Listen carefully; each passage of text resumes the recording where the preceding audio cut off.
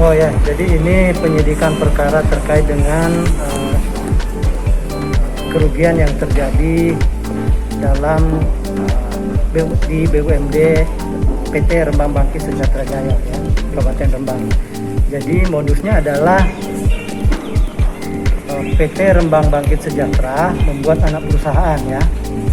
Anak perusahaan ini kemudian digunakan untuk melakukan investasi ya.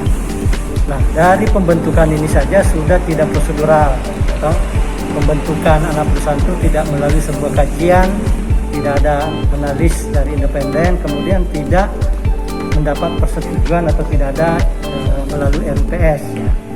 Nah, setelah kemudian lahir anak perusahaan ya toh, PT Agung itu kemudian melakukan investasi ya toh, di beberapa tempat.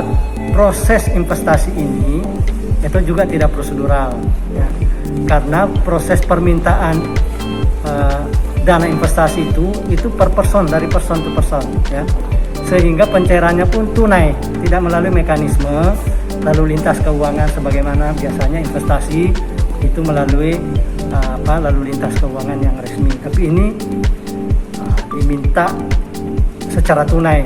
Kemudian tersangka ini hanya memberikan setiap permohonan yang disampaikan oleh salah satu atau direktur daripada anak perusahaan itu langsung disetujui, kemudian dicairkan dan diserahkan secara tunai. Beberapa kemudian investasi yang dana yang cair itu diinvestasikan untuk kegiatan konstruksi ya, di beberapa tempat. Satu diantaranya adalah mengajukan dana untuk melakukan pembangunan pesantren. Gitu. Ternyata lokasi yang ditunjuk itu bukan tanah pesantren, dan pesantren itu sendiri belum punya rencana untuk membangun gedung sebesar itu sesuai investasi. Yang berikutnya juga ada permohonan dana dari anak perusahaan itu, anak perusahaan Rembang Bangkit Sejahtera Jaya, untuk melakukan investasi di Gresik, pembangunan gudang. Ada juga melakukan investasi di Cilegon. Nah, semua investasi yang ditanamkan itu kemudian ternyata itu tidak bisa kembali, gitu? Tidak bisa kembali. Jadi tujuan pembentukan daripada anak perusahaan dalam rangka melakukan investasi guna mendapatkan profit, kemudian ternyata tidak kembali. Adapun yang kembali itu tidak sebesar dari jumlah yang diinvestasikan, ya.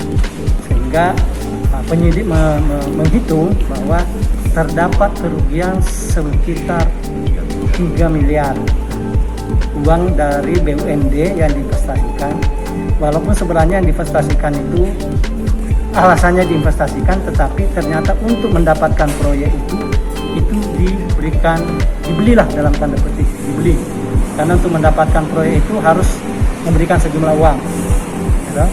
Nah, dana-dana itulah yang kemudian digunakan dalam rangka mendapatkan proyeknya.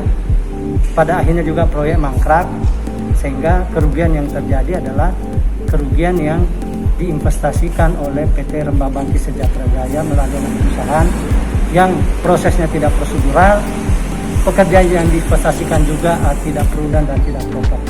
Ya, itu intinya. Ya. Hari ini